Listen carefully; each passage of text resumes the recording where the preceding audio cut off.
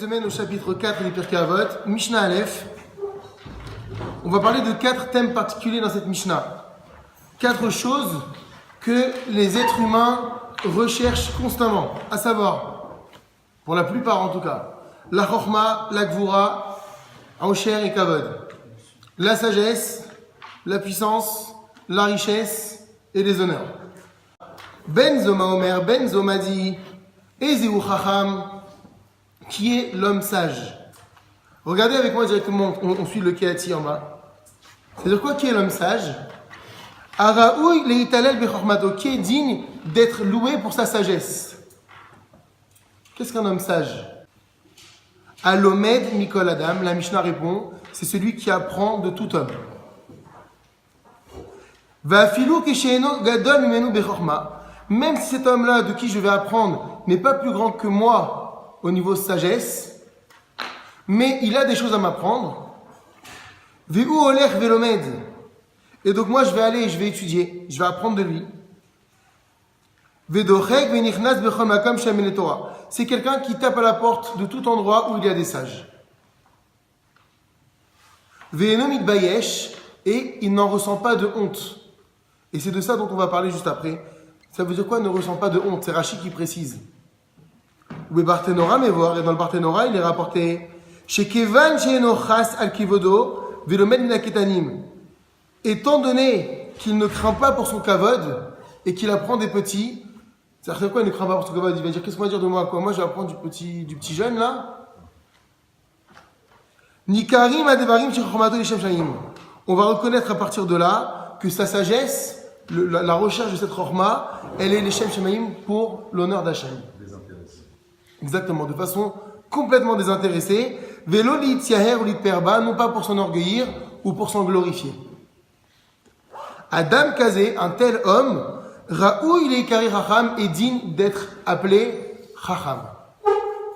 V'yachol leitalel bechormato, et il peut être loué pour sa sagesse.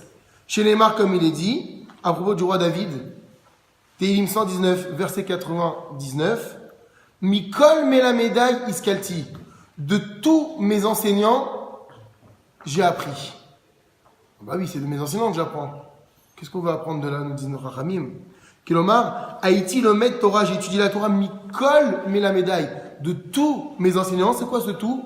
Afilu minaktanim, même ceux qui étaient plus bas que moi, plus petits que moi, lo Haïti choshesh chervodi, je ne craignais pas pour mon kavod. Je ne me posais pas de questions, qu'est-ce qu'on va penser? Le roi d'Israël qui apprend de quelqu'un de moins intelligent. Non, puisqu'il y avait à apprendre d'eux, j'apprenais. Chez Kol Kavanati, pardon. Et quelle est la fin de ce verset de Mikol Mlameda Iskalti? De tous mes enseignants, j'ai appris. Ki edotecha sichali. Car tes lois sont le sujet de mes discussions. Voilà le roi David, comment il termine. J'ai appris de tous mes enseignants, pourquoi? Parce que tes lois sont le sujet de mes discussions. Pas parce que je voulais devenir quelqu'un d'important ou quelqu'un de sage. Parce que ce qui m'intéressait à moi, ce sont tes préceptes à Kadosh Baruch Hu. Donc c'était fait les Shem Shamaim. C'est ça les Shem Shamaim. Chez Kol Kavanati, Aïta les Shem Shamaim. Car toutes mes intentions étaient dirigées vers le ciel. Et puis la Mishnah parle de cette deuxième chose que les hommes recherchent, Gvura, la puissance. Ezeu Gibor, qui est l'homme puissant? Donc pareil, la question veut dire, qui est l'homme qui est digne d'être surnommé Gibor, quelqu'un de vaillant, de puissant? Akovesh et Titzro, celui qui maîtrise, qui contrôle son penchant. Regardez le Kéati. She'eno nichna leta'avato, c'est pas quelqu'un qui est soumis à ses pulsions, ou shrirut libo, et au pouvoir de son cœur. Veu sholet berucho, mais c'est quelqu'un qui domine par son esprit. Chez Nehemar, comme il a dit, Tov erech hapaim migibor. Et meilleur celui qui est erech hapaim, lent à la colère, migibor que le guerrier. Dans le sens, c'est plus fort quelqu'un qui va maîtriser ses pulsions que quelqu'un qui va partir en guerre. Ou Moshel berucho, est plus fort celui qui domine ses passions, miloched ir, qu'un preneur de ville. Donc il faut imaginer ce guerrier puissant, prêt à assiéger la ville, prêt à la dominer, et bien celui qui arrive à contrôler, on sait très bien comment c'est difficile, à contrôler son Yetzirah, lui, il mérite d'être appelé Gibor. Et puis on arrive à la troisième, Ezé ou Achir. Qu'est-ce qu'on appelle quelqu'un de riche? Est-ce que c'est suivant le nombre de chiffres qu'il y a sur son compte en banque? Combien de zéros il y a après le 1? C'est quoi un riche? Et la Mishnah elle répond, Asameach Bechelko. Celui qui est joyeux de son sort. Que signifie celui qui est joyeux de son sort? Sheu mistapek b'mashieshlo. C'est celui qui se suffit de ce qu'il a. Ve'no rodef achar haosher. Et il ne pourchasse pas la richesse. Il ne la poursuit pas. C'est pas quelqu'un qui est obsédé par la volonté constante d'amasser et d'amasser. C'est ça un homme riche. Le Ben Ishra, il dit c'est quoi Achir, un homme riche? Il y a marqué dans la Torah, Aïn tachat aïn, shen tachat shen, yad tachat yad, regel tachat regel. Que œil pour œil, dent pour dent, main pour main et pied pour pied. Celui qui t'a causé un dommage à l'œil doit rembourser la valeur d'un œil. Et pareil, donc la Torah, elle exprime 4 membres, œil, dent, chaîne, yad la main, regel le pied. Et les Chachamim se posent la question, le Ben Ishra pose la question, pourquoi est-ce que la Torah elle a choisi ces 4 membres, elle n'a pas dit autre chose, oreille pour oreille, nez pour nez, elle n'a pas dit autre chose que ces 4 membres. Et le Ben Ishra répond la chose suivante, il dit parce que quelqu'un qui est en possession de ces 4 membres-là, c'est l'homme le plus riche du monde. Celui, dit le Ben Ishra, qui a des yeux pour voir, des dents pour manger, des mains pour travailler et des pieds pour se déplacer, le monde est offert à lui. Mais si tu es milliardaire, mais que tu es nourri par une sonde, est-ce que tu es riche? Pour Ezé ou Achir, c'est celui qui a ses 4 membres. Quand je prends la première lettre de Aïn, œil, dent, chaîne, Yud, la main, Yad, et Resh, Regel, le pied, ça va faire Achir. Parce que dit Ben Ishraï. Ezé ou Achir, quel est l'homme riche? À sa mère Bechelko, qui est joyeux des moyens minimums qu'Akadosh Baruch Hu lui a donné pour vivre. Parce qu'une fois qu'il a tout ça, il peut tout. C'est la richesse. Chez Nehemar, comme il est dit, Yegia kapecha kitochel, ashrecha vetovlach. Yegia kapecha kitochel. L'effort de ta main, tu mangeras. Ashrecha, tu seras heureux, vetovlach, et ce sera bien pour toi. Vous venez d'essayer de comprendre ce verset, vous prenez le Kéati.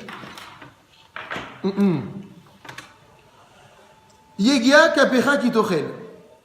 L'effort de tes mains, tu mangeras. Velote la out les sofon. Ne sois pas désireux, les esofon, d'amasser des fortunes. Bidrachim shonot kedeli tacher, de plusieurs moyens afin de devenir riche. En d'autres termes, suffis-toi de ton travail.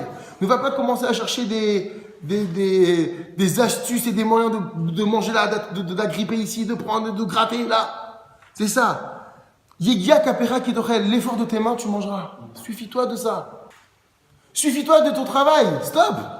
N'essaye pas de trouver des embrouilles et des moyens par quelques moyens possibles, justement, pour pouvoir t'accaparer la richesse. C'est ça, Yegia kapera kitochel. En fait, ici, la Torah te dit, tu veux savoir comment on est riche, comment on est content de sa part, suffis-toi de ce que tes mains t'apportent, du travail de tes mains. Alors, Ashrecha, tu seras heureux, Baolamazé, dans ce monde. Ça veut dire quoi? Chez l'autre, Istarech la briotte. Si tu te suffis du travail de tes mains, tu n'auras pas besoin des autres. C'est le plus grand bonheur du monde. Donc, il y en a qui posent la question, il est où le bonheur? Dans le travail de tes mains. Se suffire de ce qu'Akadosh Baruch Hu il me permet d'avoir par le travail de mes mains. Et vetovlach la olam haba, et tu seras joyeux, tovlach, tu ressentiras du tov. C'est où? La olam haba, dans le monde futur. Pourquoi? Chez l'otavoli des gezel vechamas, car tu n'auras jamais eu besoin de voler et d'être violent pour gagner ta vie.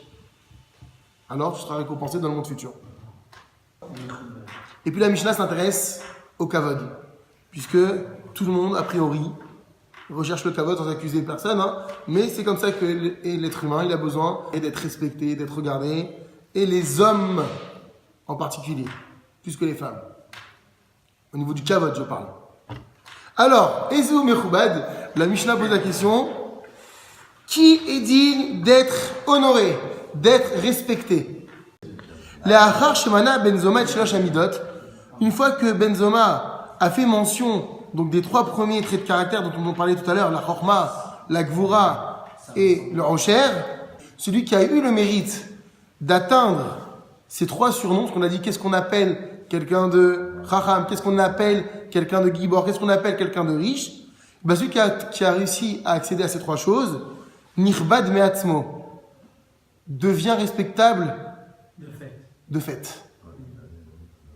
Bene Elohim v'Adam, aux yeux de Dieu et des hommes. Ve'af et imaberiot lo yichabedou lifamim ba'avuram. Maintenant, même si malgré cela, on va voir que parfois les gens ne le respectent pas, qu'est-ce qui va être l'élément principal qui va imposer le respect, qu'il le veuille ou non? Amechabed et aberiot. Celui qui respecte les autres. Beriot, c'est les créatures. Celui qui respecte ceux qui l'entourent, obligatoirement, il est digne de respect, de façon naturelle. Chez Nehemar, comme il est dit, Ki mechabeda yachabed uvozai yekalu. C'est Dieu qui parle là. C'est dans le prophète Shmuel. Car j'honore qui m'honore, et qui m'outrage sera livré au mépris. Hachem dit j'honore ceux qui m'honorent. Or, tout à l'heure, on a parlé des gens. C'est celui qui respecte les autres. Et les Chachamim vont dire non, parce que quand tu respectes ceux que Hachem il a créés, c'est comme tu respectais Hachem lui-même. Et donc, ceux qui m'honorent, je leur rends le kavod.